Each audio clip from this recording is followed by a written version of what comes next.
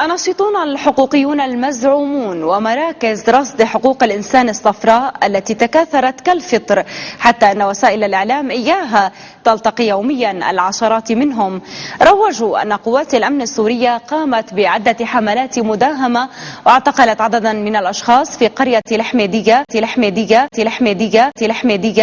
التابعة لمدينة طرطوس وأنها أحرقت عددا من المنازل في القرية أثناء المداهمة.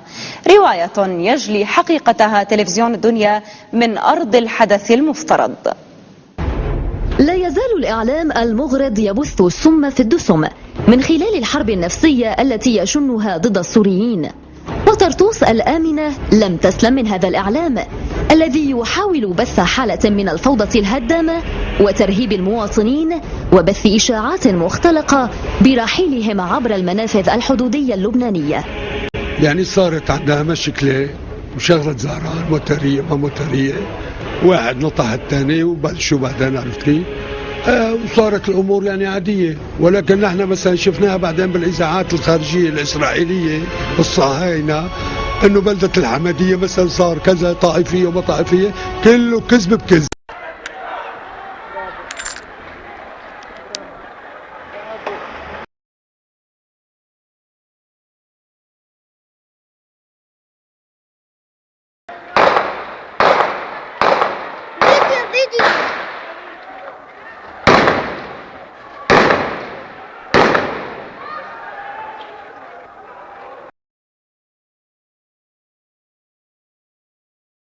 لا لا لا لا، ولا في نزوح ولا في أي تهجير ولا في أي شيء، ونحن هون عايشين والله العظيم، خلقنا وربينا وكلياتنا عيلة وحدة، ننام مع بعض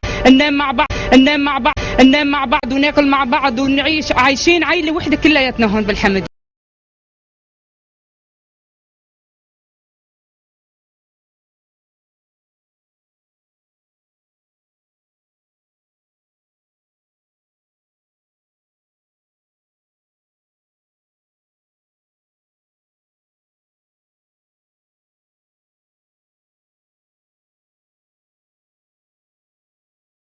معروفة الأجندة خارجية والمؤامرة والفتنة هي خارجية، وهذا شيء بديهي جدا، صار حتى الطفل الصغير صار يعرف الكلام هذا. فنحن بنطلب من الشباب الوعي والتهدئة، لأنه ما يمس الوطن آن يمس كل إنسان، ونحن كونوا متعارضين لدولة مقاومة ودولة تحمي المقاومة بكل معانيها، فمتعرضين لهي الضغوطات الخارجية بشكل عادي وبديهي جدا.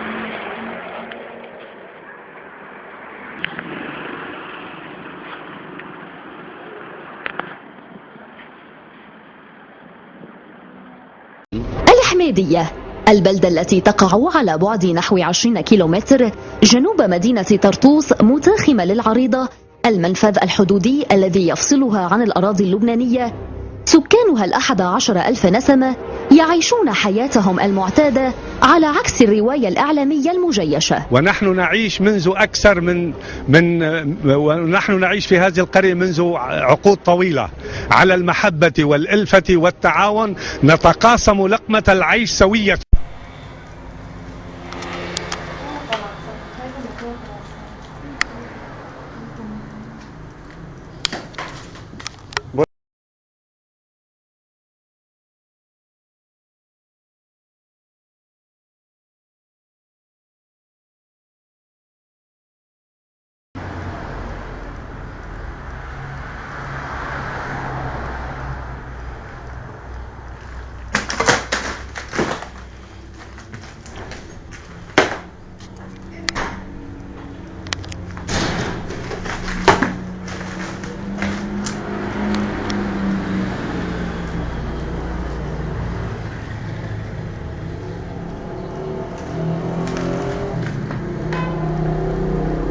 لا كله كذب وإشاعات. لا يوجد أي مواطن خارج البلدة.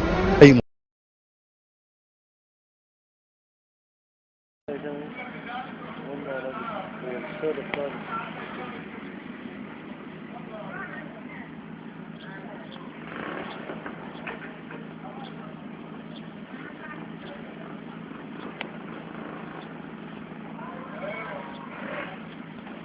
أحمدية عايشين عائلة واحدة من جميع الطوائف، عارف كيف؟